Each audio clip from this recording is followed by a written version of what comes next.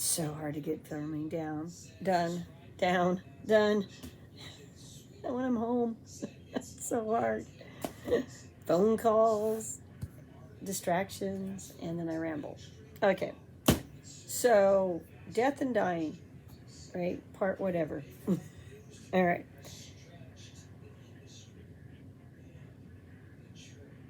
We already gone over, or I've gone over that. Your player characters will die for one reason or another. It's going to happen at some point. The thing is, letting go of them is difficult. And I'm not saying it's the job of the DM to kill your or referee or big cheese, whatever term you want to use for the guy or gal in charge of the rules. The rule keeper. It's not their job to necessarily kill the player characters, despite the stereotypes. All right. But it's also not their job to nerf the game. We can adjust things when we realize, especially when we're making our own adventures, when maybe we did make it too hard, or maybe we made it too easy. It's okay, DMs, to adjust that stuff. All right, I'm putting that out there. What's not okay is to fudge the dice or take the danger out of the game, the risk. And sometimes you do have to let the players fail, but in the sense that their characters die. But sometimes that's not failing in the game. That's the thing. And that's part of what I want to address and trying to address with the after death. Because I think some people think I just want to wipe out your characters. It's not it. I don't. Gosh, if everybody had to make new characters after every game session, how horrible and tedious, and that would suck. Unless you're doing all one shots, and that's exactly, you're never going to play them again. It's a different thing. You know what you signed up for, right? And the DM knows what they signed up for in that situation. We're all in agreement. This is what we're doing. One shots. Different types of characters all the time, every time, right? And it's different when you do the meat grinder. You know that ahead of time. It's different when you get a whole bunch of people together and they're gonna go through some crazy adventure that is pre-published and it's known for just wiping out parties. Everybody knows what they're setting themselves up for then, right? Be honest with yourself. Okay. So we're not talking about that. We're talking about just a normal adventure that runs multiple sessions and stuff like that. Okay. With the same player characters. Maybe it turns into a, quote, campaign. Get another wargaming term, The life of the player characters, That's what we're talking about. So they die. Things happen. All right, so the tendency is to see that as a failure due to the fact that most role-playing games have to do with resource management and trying to keep your character alive, right? It's not, you're not playing the office game of try, can you kill yourself with the stapler guy, and then you got your little stick person in, that one video game. I think it's a video game. You're in the little character around all the cubicles trying to find ways to take yourself out. That's like the goal, right? RPGs aren't like that. That's not what you're supposed to be doing. You're supposed to be fighting good versus evil and exploring and getting treasure and blowing stuff up and having shootouts with the bad guys and slaying dragons and whatnot and saving the princess and things like that, right? So fighting the killer cyborgs or something like that, right? So the goal is not to die. However, sometimes in some scenarios it becomes necessary for a character to die. They have to sacrifice themselves for the good of the rest of the player characters to achieve the mission. It's not necessarily that the DM wanted that to happen, but it's just how everything plays out. remember, the DM sets up ideas and scenarios and challenges. That doesn't mean the DM's sitting there going, I'm going to kill everybody. Well, we try not to do that. But it's really not what we're supposed to be doing. We're the rule keepers to try to keep everything on track. And we're the idea makers for as far as the conflicts and challenges go, things we're going to throw in front of the players to do with something with, maybe. And then the players interact, and then between their interaction and what we've put out there as ideas to interact with, and the game rules and the game mechanics, how that works, and mechanically, and the role playing of that's what produces the actual final outcome. All right, and those are your elements, really. And it's actually you're as the big cheese in the hot seat. You're neutral. So the after death situation. Well, first you have the during death situation. That realization that, one of the little buddies in the team isn't going to make it. They're not going to make it. There are things that happen in the game where everybody at the table, the DM included, and it's not a good feeling. Unless you're a sick DM. Unless you really hate your players. That's another video. I'll have to pull that book out. We'll have to talk about that. And no, somebody hated their players. I've got evidence from a used book we bought online. The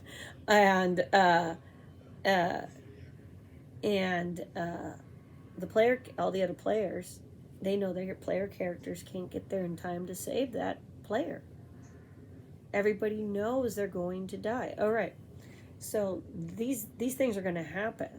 That's what I'm talking about, is accepting that you are choosing to take your imaginary person and put them in an imaginary risky situation where there are imaginary variables that could in fact kill the imaginary player. But it doesn't need to be a failure. But everyone's all, but the goal is to survive. The goal is to survive. The goals can also be to complete the mission at all costs. In real life, things happen where people have to put their lives on the line to save other people, to complete a mission that hopefully will result in the outcome that society as a whole wants.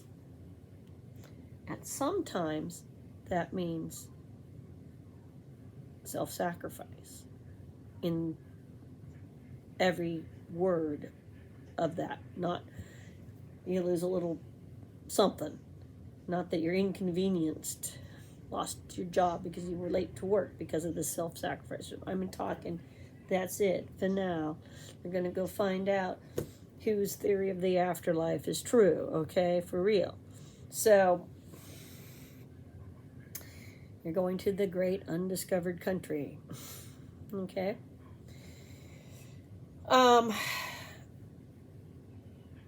You have to be a hero, for real. I work with people who have had to make those choices, and they got lucky and they lived. They should have died.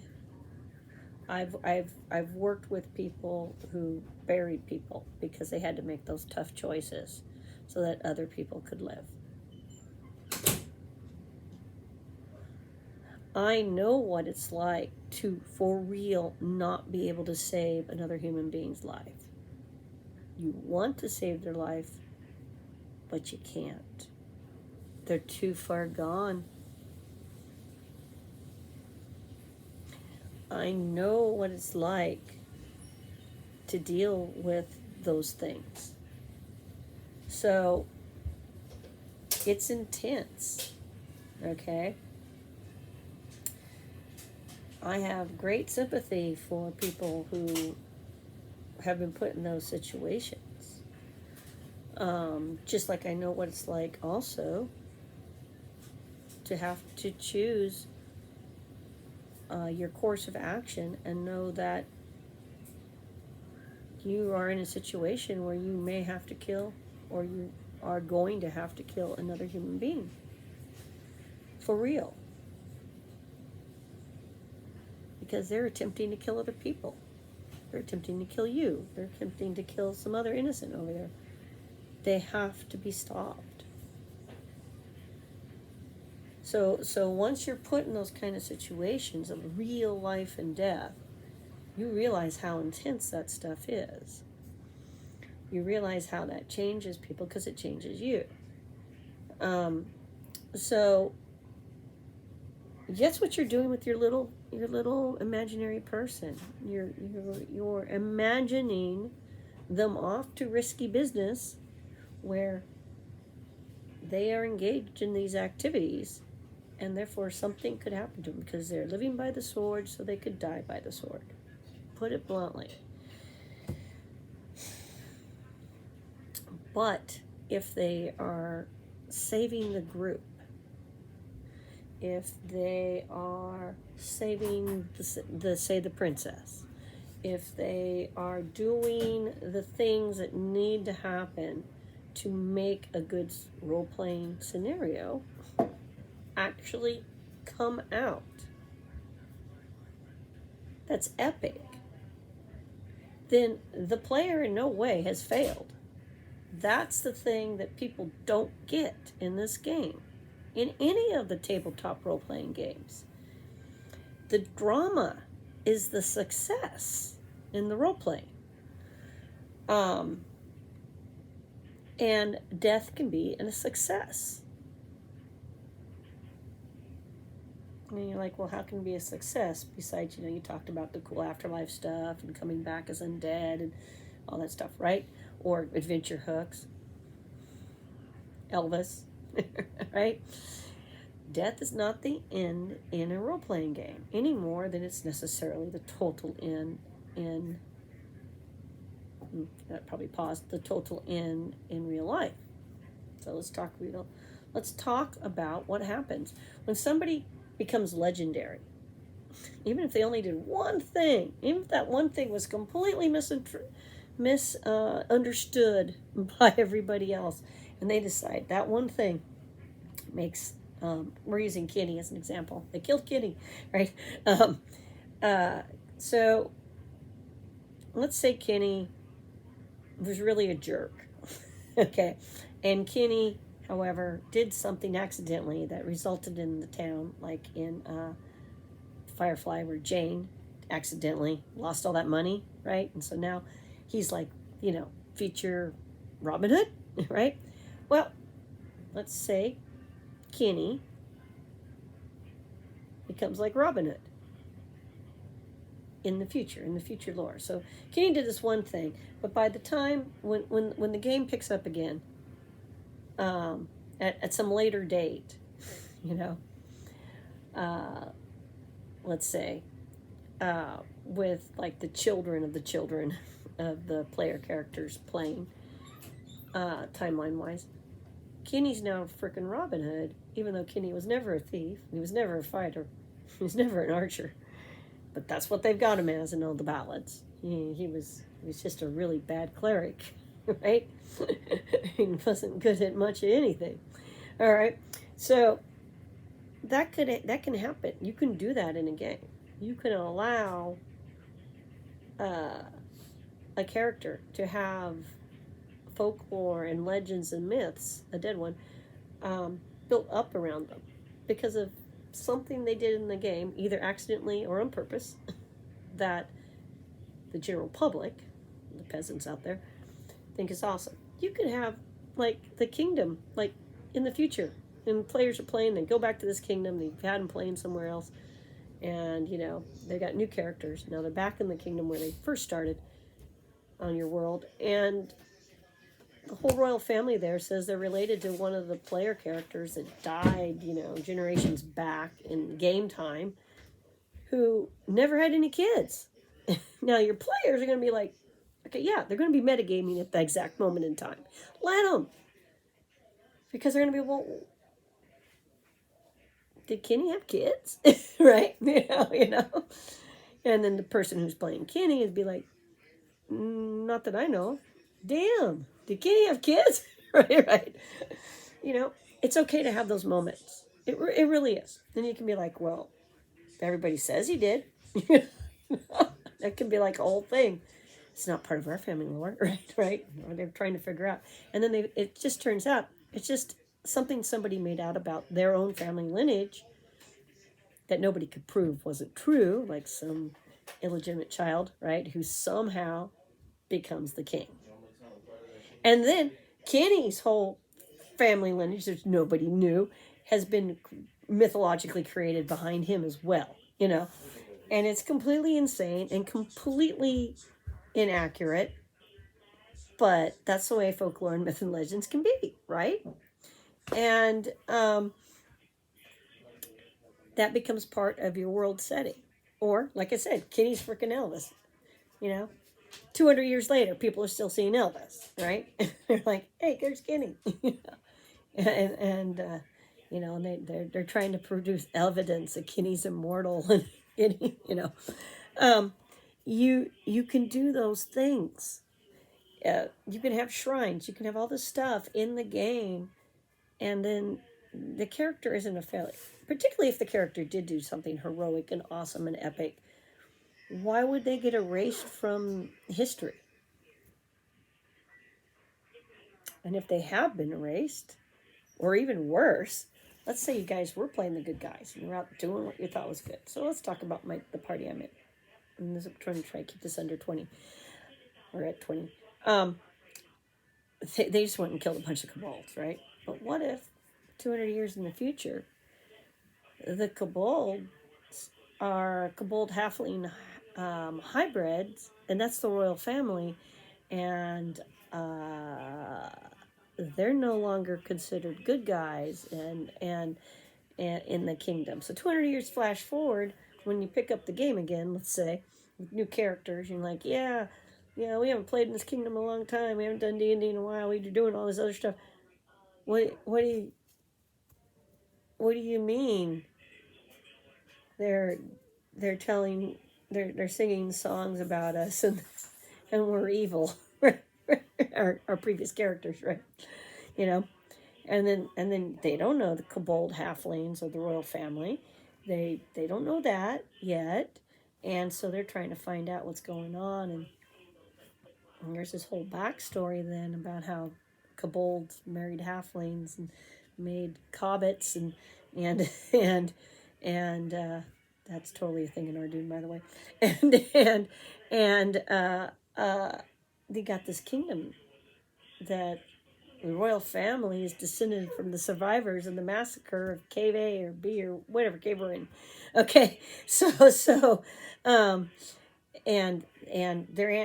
they actually dismantled the keep of the borderland humans and pay an extra tax for being oppressors and all this stuff. You could have this whole different, just because they were murder hobos. You could do that. It makes what the characters do, whether they live or die, or simply die of old age, whether they had an epic death or not, whether it was a tragic death, or even you can even give meaning to a seemingly meaningless death in a game, where everybody talks about all the heroic deeds, and then it's in a tavern, and they're all talking about your previous player character who died 50 years ago or whatever, or 100 years ago, and and everybody's into hearing their tours, their adventures being told over the top by the other patrons at the tavern.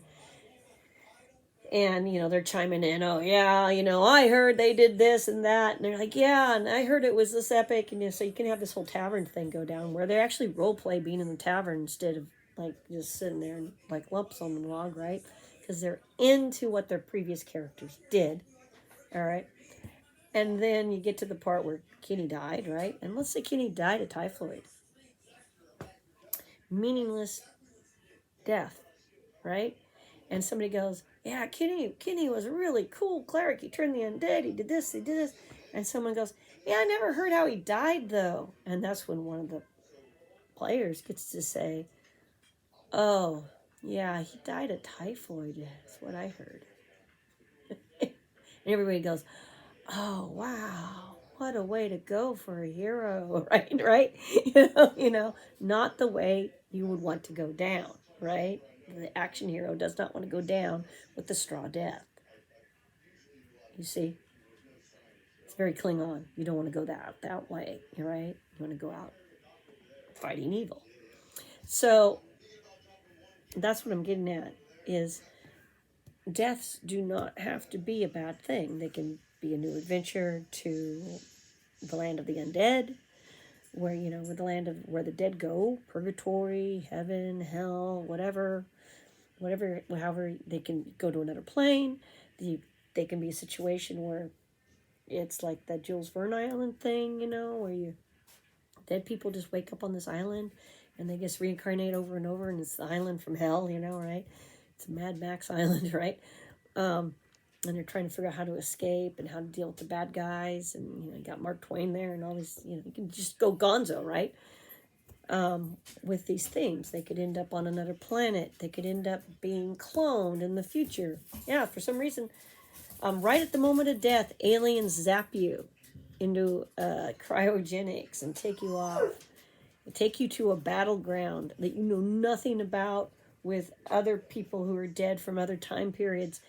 And, the predator aliens are hunting you or something, right? You can do those kind of games. It's fantasy role-playing. You can send them to Mars and do the whole Barsoom thing.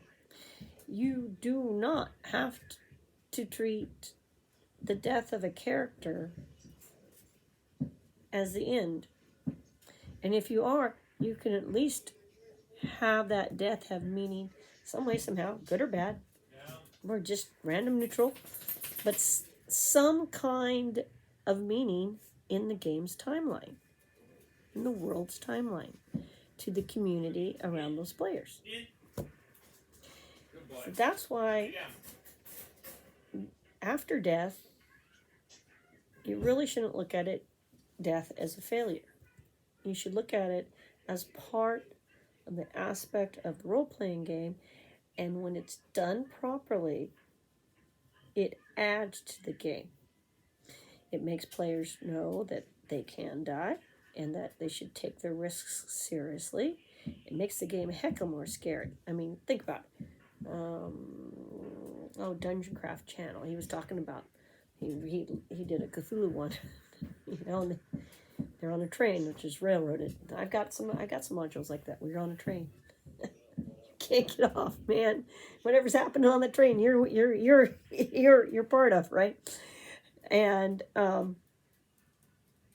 it's a Cthulhu one, so that's just death, right? If you're playing Call of Cthulhu, I mean, come on, you're either going insane or you're dying. I mean, that surviving is going insane, So, one of the players right out the window and tentacles and he said the players went from being to oh my god, right? So when things like that happen, they're not meaningless. yeah, whoever was playing that character to go make a new character, I'm sure, but you see what I'm saying? It's not meaningless deaths. It's not the end of the game, and it's not the end of the role playing. It brings something, a good death, a good death scene, whether it's a slow, tragic one, or we want to help you, buddy, but we can't get to you. We want to get to you, and nobody can. All that stuff is good role playing. So as long as that stuff is being role played out good and well, and is bringing something to the game, then death is a good thing. Even when people are losing characters they didn't want to lose. You don't want to be taken out wanker-ish. Being taken out, and you know what a wanker death is? I'll tell you what a wanker death is. That's when your DM who's got 2 play groups, calls you on a Saturday to tell you that they used your player character as an NPC in some adventure for the other play group, and your character's dead. And you had no say over anything. And they're laughing. And then they're telling you that your body got looted, and these other people you don't even know have your stuff, and they think it's funny. Needless to say, he didn't stay my DM at the time. Gosh, was that middle school? I think that was middle school. I was like, oh well, I don't need you. He's like, well, you won't have a play group. I said, yeah, I will. Yeah, I will. It's not like I didn't have everybody else's phone number. I'm just like, well, who's going to be your DM? I said, I want to be my DM. So I called everybody else, and it turned out there were several other people who had quit playing with this guy that I didn't even know. Anyway, so the play group that I was in became my play group, and then a few other people jumped in who he'd done similar stuff to. And then, he was venting, I guess, to the other play group about, how dare I steal his players? How dare you kill people when they're not even playing? That's messed up. And that day, and it's not even your play day. And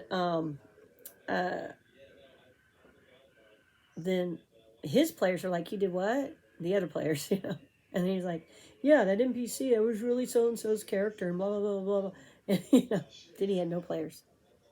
Because they were like, if you did that to them, to one of them, and like the only girl playing D&D on the whole campus, because you wanted to mess with the fact that she had a vorpal sword that you gave her in the course of an adventure by putting it out there, yeah, I want to go for that. I want to kill her. I have to kill her to get that sword, right?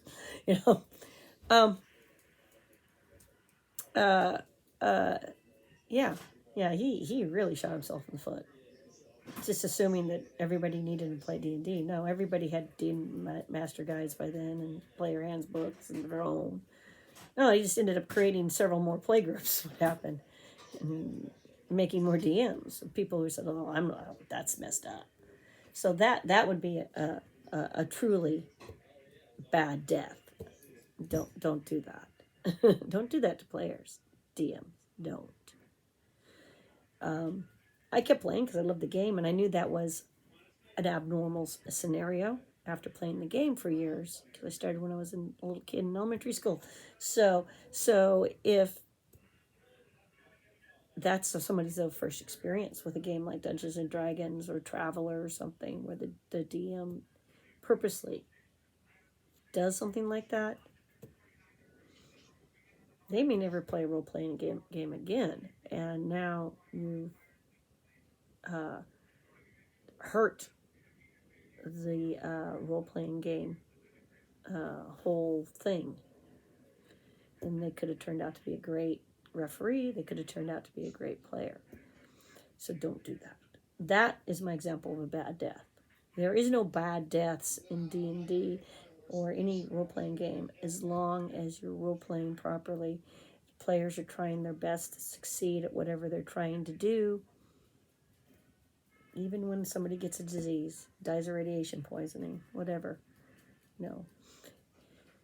Bad deaths are when people do something horrible, like, stab the other players in the back, and so nobody wants to play with that person anymore. Or DM wiping out characters of players when they can't play. There's always a way to deal with that where you don't have to kill a player character. And more importantly, that wasn't a game I was supposed to be in. So that's like, I don't even know why that, like, nobody should do that, right? We're going to be 30 minutes instead of 20. But do you see what I'm saying? That would be my example of bad death. And it's not even that. Had he talked to me and asked me, I would have probably said, I was kind of bored with the character, to be honest. I would have probably said, "Oh, well, I was going to retire him, so if you want to kill him in another game, that's cool."